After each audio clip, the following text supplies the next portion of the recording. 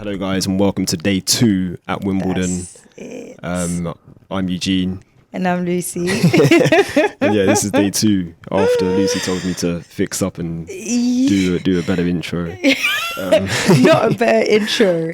Just like, more you know, energy, more energy because I am extremely, it's like We've swapped positions. Yeah, my energy just went down as soon as like the last match was done. I was just like, I can't do this right now, but I'm here. Look, I'm drinking my coffee. Survived. I feel, what was that smell? The strong smell of It's caffeine. a strong smell. Shout out to all the coffee gangs out there. I'm a coffee man. I think this is my 3rd cup of coffee today. Hell, fair play, Lucy. But how are you though? Like, it's been a long day, like you said. Extreme. Do you know what? I think it's because it was unexpected. The day started extremely slow. It was cold. Oh man. It was rainy. Man. I'm not the best at wearing jackets. Day 3 we're bringing jackets. We know that. Yeah, I mean, this is the issue. It ruins my outfit. But anyways, in more serious notes, when it started picking up, it was picking up. Like Tamani, shout out to Tamani. He was even saying, I was seeing you like running up and down. I'm like, yeah, man. Oh yeah. It was just a lot. Watching matches, going to the thingy. Presses. And Again, presses. I don't know how many, you did like 4 press conferences I did 4. Bloody hell. Yeah. But yeah, let's get into it. Like, I think we should just go in order of like matches that finished. So not necessarily today's wins. matches. Yeah. I think I prefer that order. Yeah. So we're going to start off with a loss, unfortunately, but a good performance from the Brit Paul Jubb, For sure. who went down in 5 sets. I'm going to say agonising because he had a match point in that match against Diego Sejboc-Vilch. And yeah, it was I was watching mostly from the balcony. So luckily where court 14 is, you've got a pretty good view from that balcony. But yeah, it was a really good match. Like Jubb made a fast start. He was 2 sets to love up. And then the rain came in the 3rd set. I think it was like 5-3. No, sorry. The rain came in the 2nd set at 5-3, I think it was. First love. And then they paused for a while. I don't know how long the rain delay was, but It paused a lot of time. Yeah, I think overall in their match it paused. There were 3 rain delays. Yeah. But that after that first one, Jubb came back and served out the 2nd set. Yeah. And I was like, great momentum. Like, he's going to carry on, do this in straights. Didn't pan out that way, unfortunately. But he played so well. Like, and he was searching for his first Grand Slam win or main draw win at any Grand Slam. And yeah, he wasn't able to get over the line, unfortunately. He had a match point, like I said, in that 3rd set. But I guess we should give credit to Vilch or Sejboc-Vilch for grinding from 2 sets to love down. For sure. In a similar fashion to our guy Francis Tiafoe on day 1. And I did speak to Jubb after. Well, I went to Jubb's press conference afterwards, and obviously he was like pretty downbeat. But you know how we do it over here. Like it's about positivity and looking at the positives and keeping things keeping things in perspective even. And I was able to do that by asking him about his run in Mallorca last week, and yeah, he gave a really nice kind of answer in terms of like where his level's at, which we'll play for you here. Yeah, I mean it's it's good to get rewarded for the hard work you put in. So I think that was, just the main thing. I think, the people who are with me daily training and I myself know what level I'm capable of and what I produce day in, day out. And so it's there, and then to actually do it, get rewarded for it was great. And as you said, a huge positive for me and a big confidence boost. So hopefully just keep trending in that direction, and more good things will hopefully come. So yeah, that was Jubb speaking about where his level is. He basically said he's been beating top 100 guys, which he has. The results show that. and he feels like that is where he belongs. Currently just outside the top 200, but I think he'll be back inside the top 200 like very, very soon, and just keeps trending in the right direction. I don't know if you have anything to add on Jubb. No, because to be fair, I will say I do find it extremely impressive with the way that he leveled up, mainly because I watched his first qualifying match at Queen's, and the level from there to now is actually incredible. He wasn't playing anywhere near as good as he played. I think he even lost the first set. I think the second set was even the 6-1. I can't remember what the first set was. But This is at Queen's. At Queen's, yeah. And then, of course, his run in Mallorca. And then here, although he did not... If the rain delay was not about, he would have won that match. Yeah, and he kind of... Well, he didn't say that, and that wasn't an excuse. And we did tweet, or I tweeted something along the lines of, like, I doubt he's going to be using that as an excuse. Yeah. Which he wasn't, I mean, you can't really say it out loud just to avoid... you get what I mean? But of course, watching the match... If anyone's watched that match, you know for sure 100%. If the rain delay was not there, especially that last one. Yeah. If that last rain delay did not happen, and then... the fact that there were 3, like, separate delays, like, that's tough. Because it makes a difference. I mean, just now, funny enough, I showed Eugene a tweet that said that Dan Evans... did like a little cheer when he was happy for that when rain. he found out that there was not rain, sorry, the bad light. Yeah, bad light, that his match had been suspended. So, some players they can take advantage of that. So but either way, shout out to Paul Jubb. He had a very, very tough previous year with the injury. Exactly, true. His grandmother passed away, which he said was really close to. He was dealing with a lot. So I hope that, he can be still proud of himself for what he's done and looking forward to his success. 100%, well said. A win now. Let's get on to Ben Shelton. Which you actually watched the match first last night. Yesterday. Yeah, exactly. And I did say I'm expecting Schultz to pull through. You did. You did, actually. And I was very happy to see that he did that, or he managed to. Because that wouldn't have been easy as well, sleeping on that in terms of knowing that you're basically a set away from going out of a Grand Slam. But yeah, credit to him because boy, he turned it on. He really did. The 14th seed. So yeah, he ended up winning the fourth, he ended up winning the fourth set 6-3, and then the decider 6-4. And that was obviously against the qualifier Matteo Bellucci. Yep.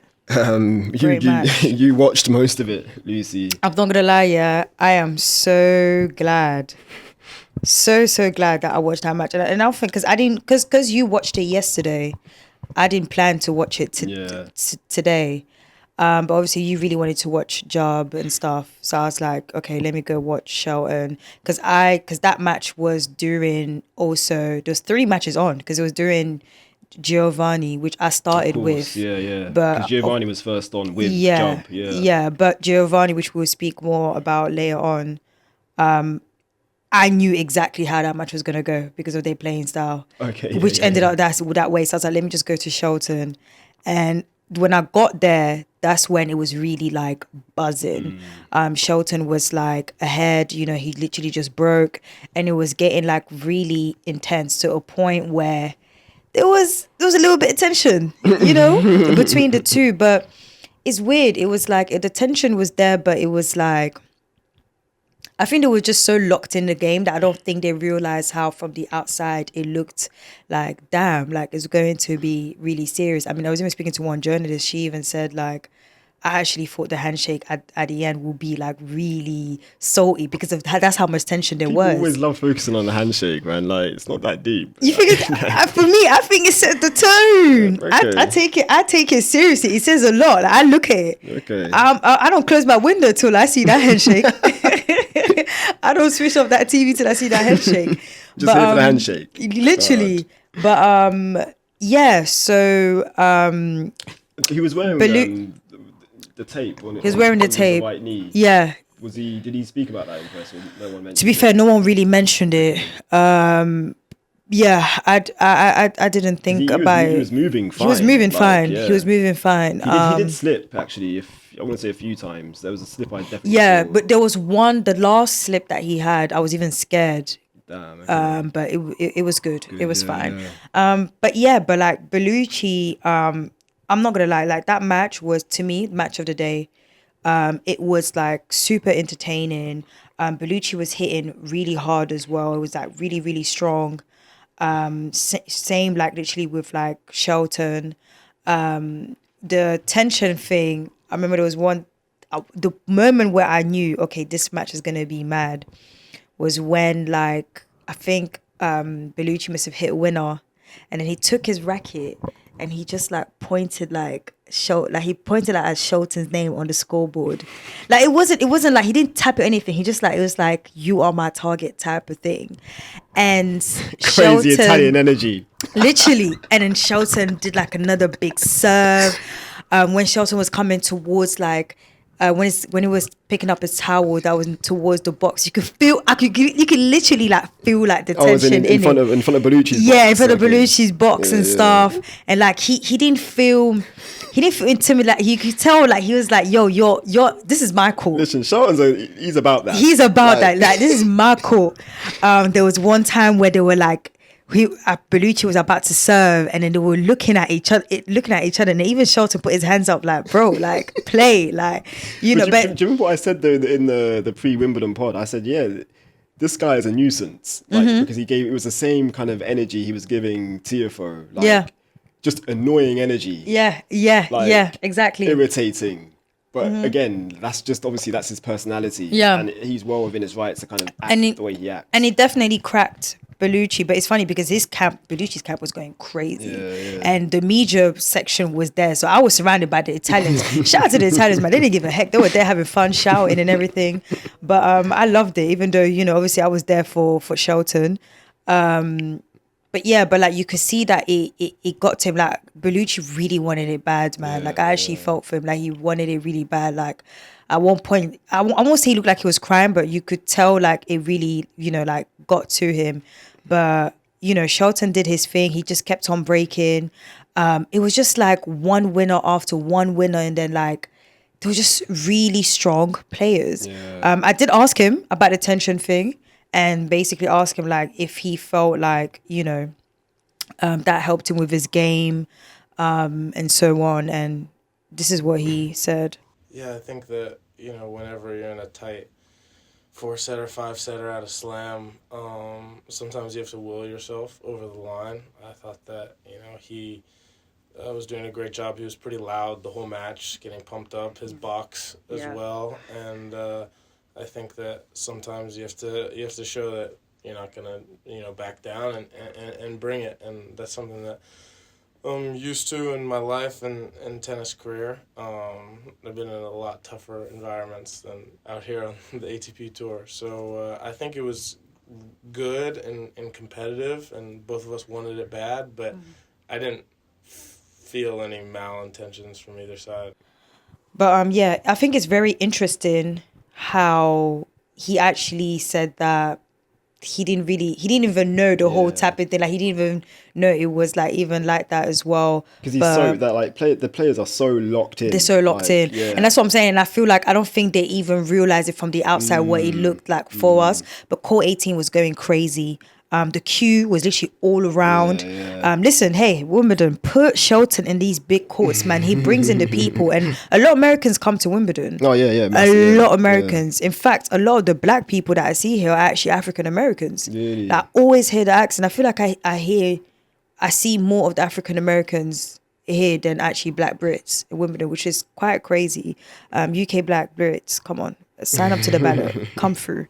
But yeah, even in press, he also spoke about like how he's still adapting to grass. He's like talking about how like, you know, he's learning to slide on the surface. Apparently he did say that, you know, he does get in trouble with his dad if he does do that, like, you know, because his dad is worried and stuff because obviously he's super unsafe. But Shelton did say that he thinks that his dad is still thinking when he was playing, and apparently them times the grass surfaces were like different. It was completely different. Animal, it's like you really can't. If you do, you're messed up. That's such good insight. I love that. Yeah. So yeah, but he said like he just needs to keep on playing like couple matches and stuff. He was also asked about like what he likes to do when he's in London and stuff and everything. He's like, listen, with Wimbledon. He said this year he's even at Wimbledon Village. It's more quieter. He's just focusing on Wimbledon. He's not trying to, like last year he went to like the sea. He said he only went to the pub to watch one of the England matches, cool. which is pretty cool. But he seems pretty locked in. This year. Yeah, this year. Yeah, okay, he said that's the only like fun thing. But he's like, no, like I'm really locked into like Wimbledon this year. So watch out for Ben Shelton in that draw. Watch out for Ben. I feel like Damn. now that he's secured such match against Bellucci, he's good. And honestly, he's clear. He's got Lloyd Harris, the qualifier next from South Africa. Yeah, come on. And this is going to be a potential popcorn match in the third round. Then it's Shapovalov. But Shapovalov has to beat Daniel Altmaier in his second round match. But that could be entertaining. Yeah, 100%. But honestly, yeah, shout out to Shelton. For me, again, match of the day. Really, really enjoyed it. Good to see, man. And I'm glad my prediction was correct. Yeah, shout out to you for that. Our next guy, Mpetshi Perricard. Yep. What a win. The French lucky loser who we were very happy to see in the main draw. Came through in 5 sets against the 20th seed Sebastian Korda. I'm going to read out the score. So 7-6, 6-7, 7-6, 6-7, 3-6. Sorry, no, 6-3. Yeah, that is 6-3, yeah. 3-6, my bad. But yeah, Lucy, you alluded to it earlier. Basically, you called how the match would go. Literally. And it literally played out that way. 4 tie breaks? I saw them first serves going up. And I told Eugene, I was like, bro, every set is going to be a tie break. I was like, I can't do this like right now. Because to be honest, I have watched a lot of Sebastian Korda, but I'm not... Did I see him as a big server? I did see he had a solid serve, but... Yeah, I don't know if I saw him as like a massive server. I didn't, to be fair, I'm not going to lie, I didn't know much. I didn't think that I felt the same as you. I personally think him and his camp knew we need to level up, especially playing against someone like Giovanni. But I think he probably always had it in him, hence why. Because he's quite big as well, Korda. Like he's a big boy. Yeah. But I think he always knew he had the potential, hence why he's literally said like, he feels like, I think a year ago or 2 years ago, he said that he thinks that he was one of the favourites for Wimbledon and everything. Oh, yeah, Queens. Yeah, I mean, since then, he's not been looking really good, I feel like for him to say that means he feels he has that potential. If he didn't play against a player, if he didn't play against a player like Giovanni, he probably could have won that first round. He called us 6'5", so he's big. Yeah, he is. But aside from that, the match was literally that, like, it was just tiebreak slugfest. Yeah, basically that's what it was. At one point, I think even the serves he had, I think one of them had 92% serves first serves points win, and the other had 93. Like at one point of the match, like it was ridiculous. But one thing that Giovanni had way ahead Korda was the winners. Yeah. The winners was just like incredible, unless it changed at the end. 93 winners and 93 versus 52. For me, it's the aces. Ladies and gentlemen, Giovanni Mpetshi Perricard had 51 aces, the highest right now of the entire he's leading that leaderboard tournament. Let me tell you guys right now, after day two. But to be honest though, like considering it's a 5-setter and all the tie breaks in those sets, like that isn't that surprising. But it's still a crazy number. Yeah. But honestly, he did say that this win was his biggest victory of his of this year, of career of this year, which is crazy because he did win a title. Oh yeah, of course, Leon. Yeah, so for him to be saying that is great. It's a Grand Slam, man. Grand Slam, yeah. But he did, someone also even asked him like if he was feeling nervous, and he literally said, not at all. I I love his confidence. Like you could literally feel it. Like he was just like not at all. And even the journalist was like, "Why are you not nervous?" He was like, "Listen, this is like one of the biggest thing like ever. It's just like it's here. I'm here to take it." He was skeptical about like knowing if he was actually going to play or not because he was like a lucky loser and he was like third. You know, we thought he was going to be like the first one. Hence why I was, you know. But it's done by like a draw. So it's the top 4 go into like a hat and then right. they get picked out. Okay, cool. Yeah. So he said Saturday he got a call and then, you know, was ready to like love that for to him. just like go and there's a lot of buzz around his name. Yeah, there is. Yeah, and I even asked him as well, like, how did he like feel about playing on grass? Because, you know, he's a clay guy. Well, his best performance is on titles and stuff, like he's on clay, and how he felt about going into grass.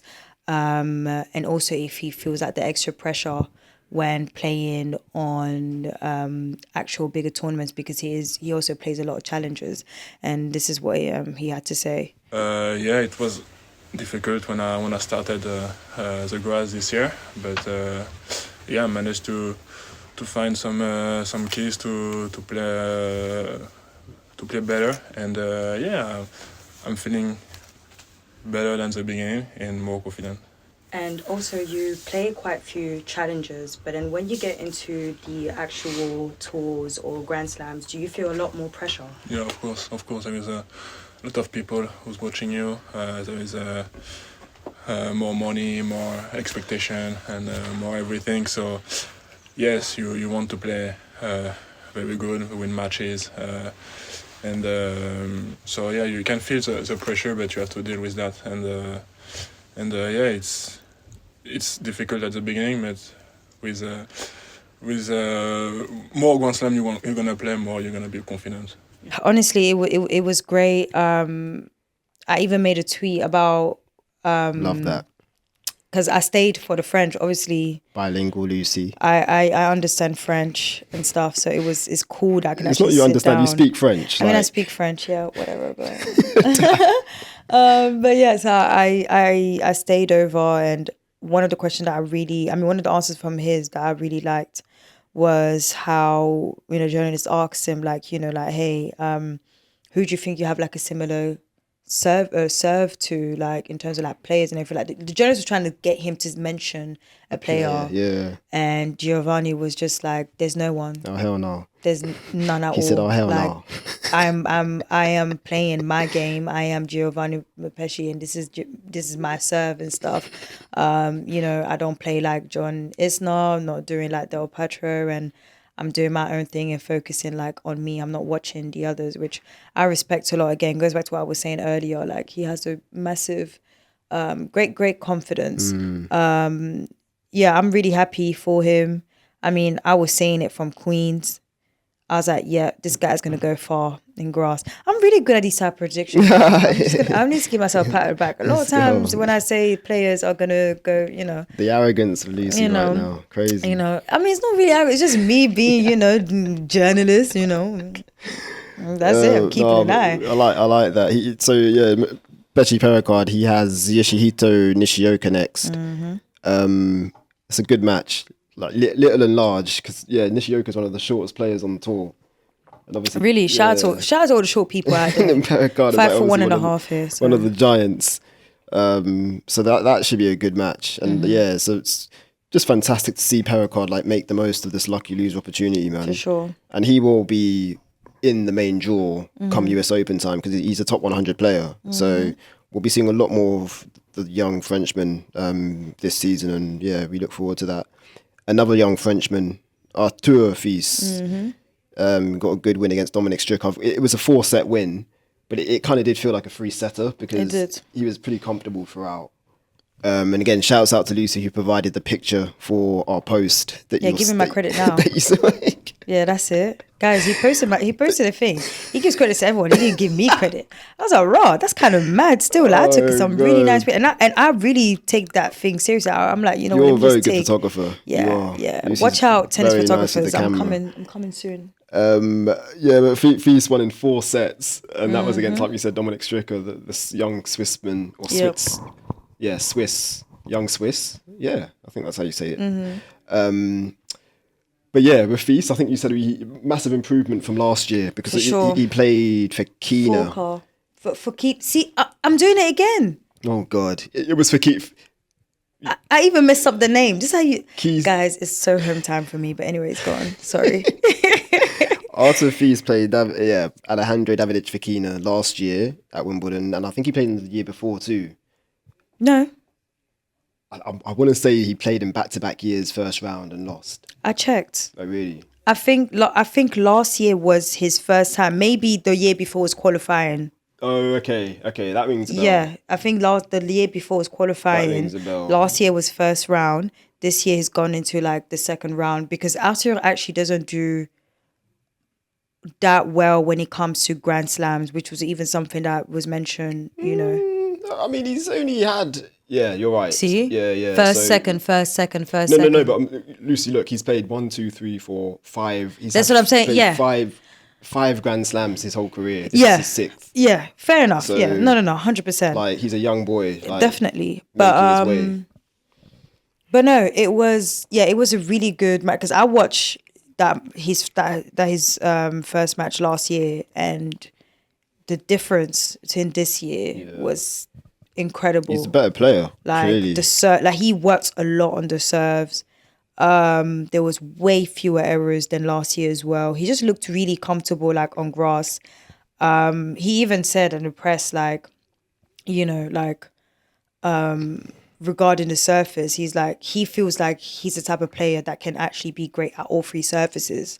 Like, it's not a thing of just hardcore I thing. see that because he's a great athlete. He's like, I feel like I can move really well in all three of them. Like, he's not that worried. He thinks he just needs to, just like Giovanni was saying, just needs to play more matches and that's it. Because that's the thing. He was like, I feel like I haven't had enough of the grass matches, which is why, you know, he probably went to the other tournaments, and we already mentioned he did pretty well. He was ready for that. He made it to the quarters In Halle. and Exactly. he lost to a big player. It's not like he lost to one small player. And he won that set again. He won the first set against Zverev. Exactly. So he still won a set anyway. So yeah, no, honestly, really happy for him. Although his next round is another big player.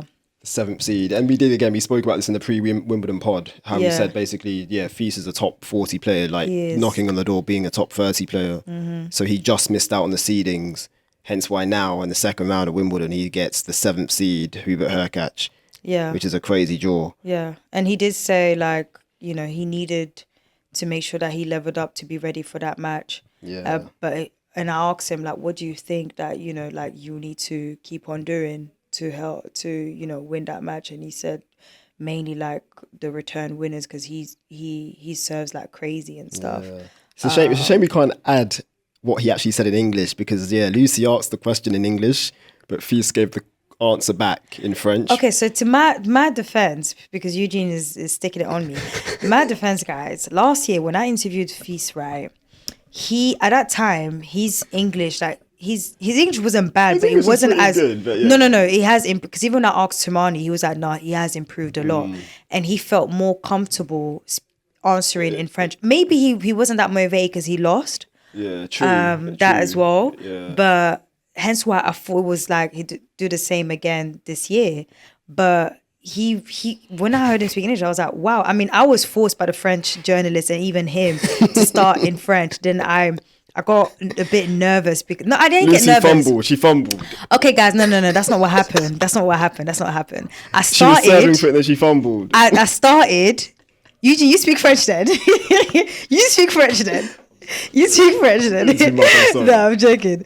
No. But guys, no, this is what happened. Yeah, this is what happened. Right? Hear me out. So I started in French, and Arthur even looked like raw, like damn, like okay. But then the problem is that my brain was like so fried, and I said the wrong opponent from last year, which I just did literally 2 minutes ago. I was meant to say Fekina, and I said Korda, and that even the journalist was trying to correct me, like, no, it was looking at. I was like, oh yeah, and then literally I was like, nah, guys, sorry, I can't go back to French. I'm going back to English. But next time there won't be that anyway, because I'm gonna ask him in English so we can include it. But at least he knows. Shout out to Arthur Feast. Looking forward to his next match. I will be there. And yeah, And just on his next match, like, don't get it twisted. Like, Hurkacz, he's sweating because Feast is a young up and coming player. Like, everyone's kind of aware of his talents, and like he's had some big wins already. Beat Casper Ruud, obviously that was on clay. Ruud's a clay court player. Took Zverev to 3 sets in Halle, like we just said. He's had moments. So I think for Hurkacz, he's definitely not looking at that match and thinking, oh yeah, I'm gonna like steamroll that match. Like he's I don't want to say scared, but he knows that's a threat. That's a potential slippy one for him. Yeah. So yeah, good luck to Feast in that. Moving over to the women now, actually, Robin Montgomery. She got the biggest win of her career, you could say, I think, in terms of Grand Slams. I mean, hey, if winning your first major match is big, especially at one of the finest Grand Slams too. I'd say so. Coming through qualifying as well. Exactly. So yeah, she beat fellow qualifier Olivia Gadecki 6-4, 6-4. Again, looked pretty comfortable, I thought, like throughout that match. She really did. There were like a few breaks or exchange of breaks in the first set. But yeah, Montgomery's game, man, like she's very impressive. Yeah. And like speaking to people like around the grounds as well, like everyone kind of says the same thing about her. Like she's so like that's true. Like her build, like she's basically like very strong built, exactly. And she's still 19. So yeah, there's still a lot. I say a lot. There's still growth there to be made, which is a scary prospect because yeah, she's got a lot of tools already and like some big weapons. You were at the match. I was. What did you make of Montgomery? Yeah, honestly, it was really good. Like her serves were like really great. I think initially she definitely had more first serve points won than her opponent. It's just that unfortunately towards the end, she like it was getting a little bit tricky, like when she was trying to like close the match and everything. Yeah. But she was hitting like winners. She was really doing like well. She was moving really. She was very confident as well. And to be fair, even that last game, because she was literally like, she was leading, I think 4-1 or 4-2, something like that. Then at the end, it ended up at like 5-4. Oh, really? But then it got to like deuce, and she was kind of struggling for a while to like close the match. Okay. And I actually did ask her about that, and here's what she said. I mean, she obviously was starting to play a little bit more free and hitting some shots that there was nothing I could really do about it. Even though I threw in a double fault, I still trusted my serve and know that the grass is also going to do its job if I make my serve. But luckily the past couple weeks I've actually had very tough service games closing out matches, so honestly I kind of felt pretty comfortable. I trusted myself, honestly, and trying to take it point by point, and even when she had the break point, I still felt like it's going to go back to deuce.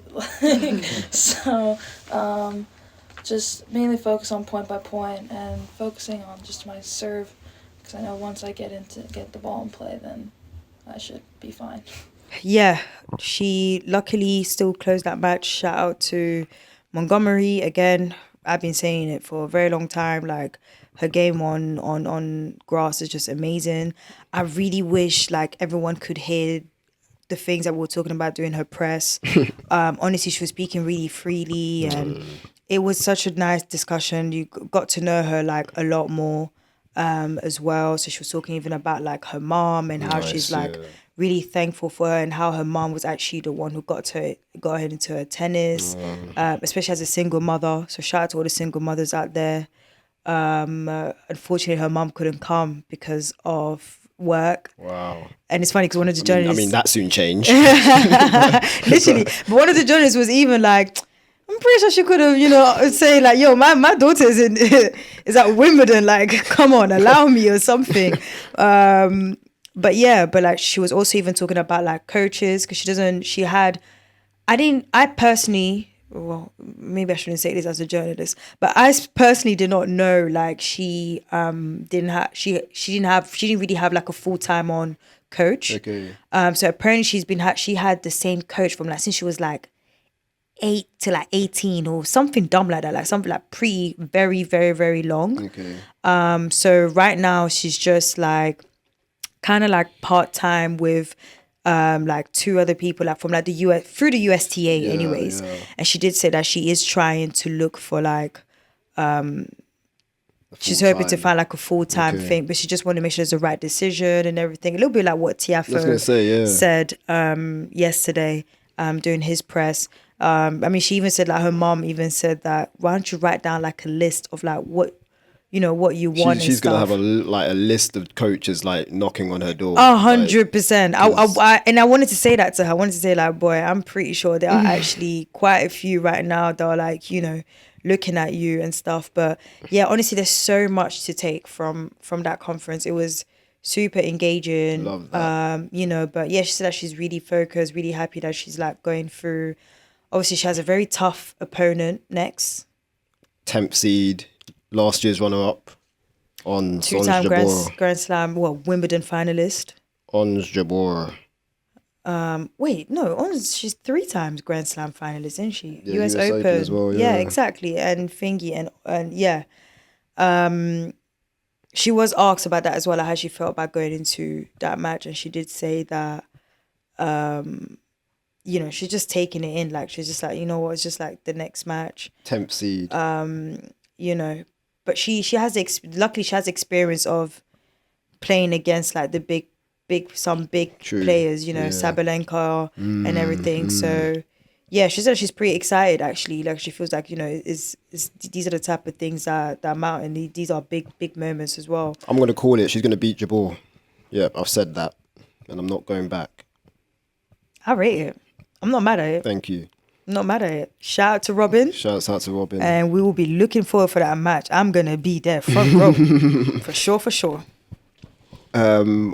Let's go to another American now, Alicia Parks, who unfortunately fell to Caroline Wozniacki in straight sets, and that was a 2-6 love 6 or 6-2 6-love defeat for Parks. Wasn't the best match for the American qualifier, unfortunately. She hit 33 unforced errors. So yeah, I mean that's not those numbers kind of tell the story, I guess. Like, it's not a good day. Don't really know what else to say, really. I mean, I think she just. I don't want to say. Because you watched the match. How Yeah, did you... but not in person. I was watching on our screen at the desk. I think maybe she was like overhitting, if that makes sense. Like, because we all know Parks is a powerful player. Like, she's a big hitter, like naturally. But I feel like she was maybe trying to go for too much, even against like Wozniacki, who we all know Wozniacki's a Grand Slam champ. Like, solid player, just gets the ball back. Yeah. And that's not to be like dismissive of her talents. Yeah, of course, yeah. But yeah, you kind of know what you're going to get with Wozniacki. Like, she's just going to get the ball back in play most of the time on both wings, pretty solid. Which is why personally, like I said on the Wimbledon preview pod, that's why I was a bit like scared. I was just like, you said the experience basically. Yeah, Wozniacki's basically, gonna like show. she's not really a threat now, but. I think she said this is. I think Wozniacki said, because I was listening to her press conference after. She said this is her, I think, her first Wimbledon in 5 years or 6 years. Because don't forget, she came back. Yeah. So it's not first Wimbledon, first match on grass. Sorry, raw. Okay. In like 5 or 6 years. So good effort on her. Like, but again, it's not a real surprise. Like, we know she's a talent. But yeah, getting back to Parks, I think she'll be disappointed because this was an opportunity. But yeah, now she just has to focus on the doubles and that gets underway on day 3. So she's playing with Hailey Baptiste. So good luck to both of them. For sure. Don't know if you have anything to say on Parks.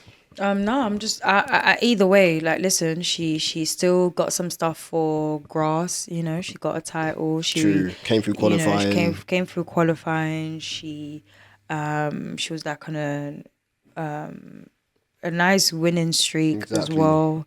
It could have been worse, especially that the season didn't start as great. So yeah, I don't think this undoes any of the work, like you said, that she's done coming in. So yeah, hopefully she continues to build on that. let's go Felix. So this match has been suspended. So he's playing Tanasi Kokkinakis. And the score is currently 6-4, 7-5, 6-7, 1-all in the fourth. So yeah, that's Francis leading. I said he's going to be kicking himself because he had a match point or two in that third set tie break, where he was actually love 5 down, which is crazy. But yeah, he pulled back, but was unable to close or unable to basically bag that tie break and bag the match. So yeah, that will continue on day 3.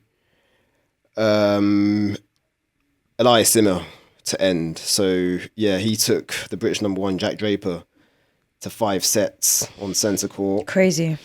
Crazy. Yeah, the Swede won the opening set, and then yeah, Jack came back. I think he won the next 2, so it was 2-1, and then Ymer took it to a 5th by winning the 4th set. The roof closed, and he even said that had an effect on the match.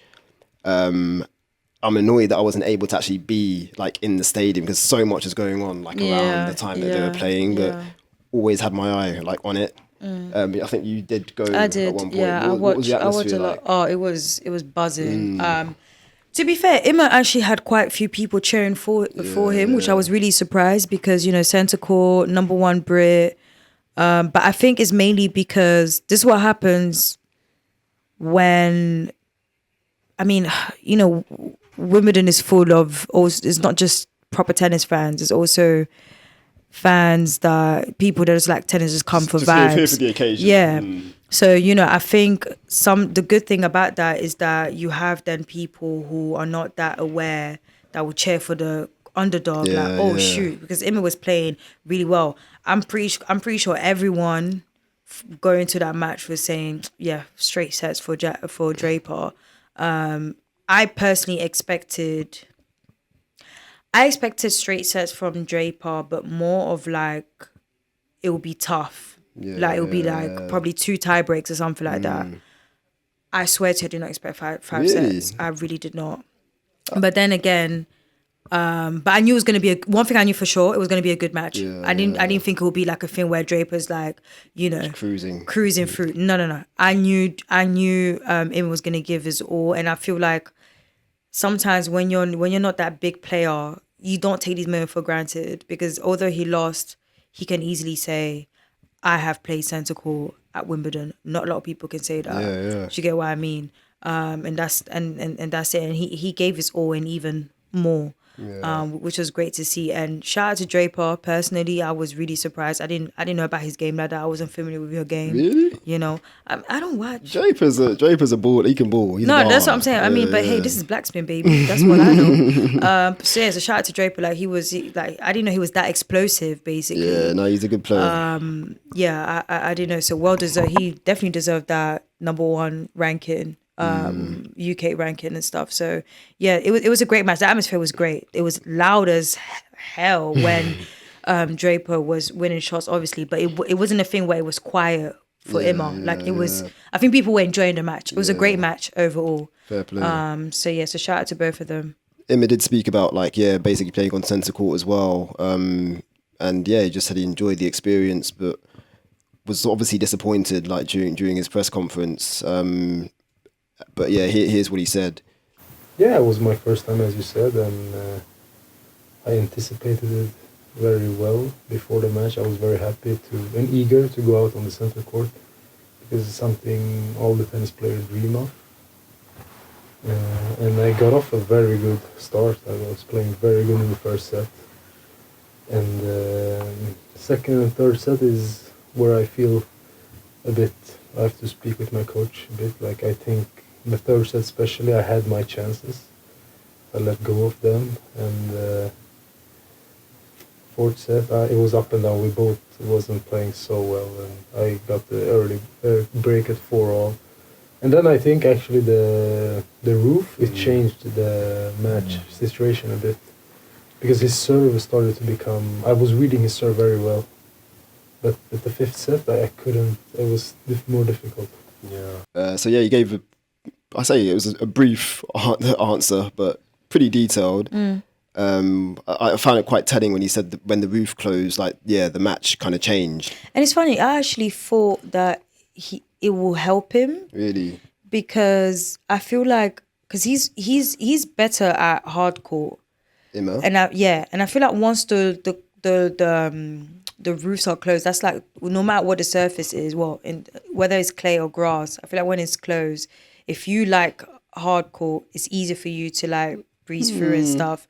But then again, if you're not used to it, you know, like you're playing hours court open and everything, because even the way it is different. Once that court is closed, it's crazy, that difference. So I'm not too surprised that he's saying that. But I just went into thinking like, oh, court closed, yeah, this is gonna help Ymer, but I guess I was wrong. Yeah, I mean, I think he said basically he was surprised that Draper started to serve bigger. So to kind of go back to what you were saying, like, I think when the roof's closed, like if anything, yeah, the courts, I don't know if they play slower, like, I don't know.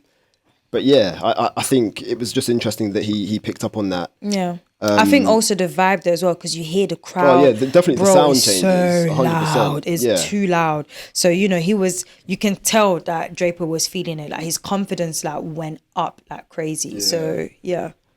But no, good run for him, and Ymer. Sure. So like we said, he came through qualifying. So yeah, got some good wins. Listen, qualifying, played at centre court, exactly, and got a big fat check. Can't go wrong. Sorry. Some nice things checked off the checklist there. Yep. So yeah, that wraps up day 2, Lucy. Day 3 now. Where are we going? Or how are we looking even? It's looking pretty packed. Looking packed. So I've got the order of play before it changed. So hopefully this is still kind of correct. Yeah.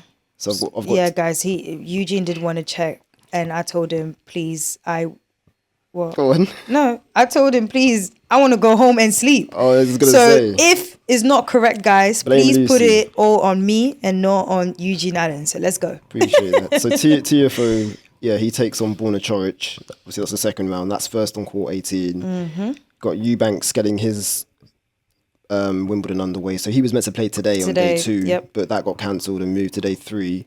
So that's Quentin Ellis on first on court 11.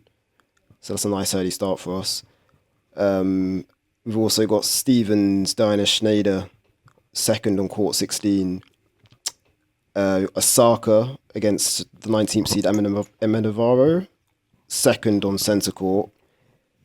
Goff, the world number 2, she has Anka Tandoni, and that's first on number 1. Probably changed. Felix, sorry. He carries on against Kokkinakis, and that's second on court 2. Paulini, Greet Minin, third on court 2. Paulini also starts a doubles campaign as well with Sororani. They're the 5th seeds, so look out for that. Lamont, he plays Stanislas Stanimal, and that's 4th on court 2. Keys. Why have I got Keys versus Madison? I just realised myself. That's not right. Someone's tired.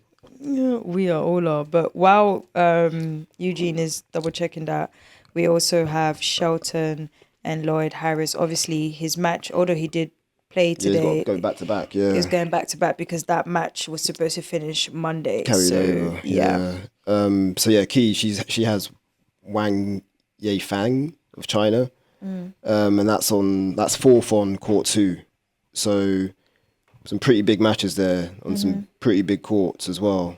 Centre number 1, court 2 is obviously a big court as well. So interesting day in prospect, Lucy. For sure. We look forward to it. And yeah, guys, we appreciate you all as always for listening and tuning in. Yep. And as usual, stay also on social. We are tweeting a lot there. We are. I tried to be a bit more active today. I don't know if you guys noticed, but yeah, Lucy's like killing it as always. But yeah, with my crappy data that I have, man, bro, you do well. We're trying out here, so we appreciate you. Thank you very much. We will see you guys tomorrow for day 3. Hopefully I will have more energy by the grace of God. Please Drink send more all your coffee. energy through. If you're on the grounds, please feel free to buy me some coffee. I like cappuccino with oat milk. I also like an Americano. And we'll catch you. To be fair, shouts out. I forgot his name. My bad. But we have a listener who he's working in the IBM offices doing the stats. Oh, okay. Yeah, and he came and said hi earlier, which was a nice moment. Oh, shout out to you. From Thank you very Zimbabwe. much. I forgot your name. My bad, bro.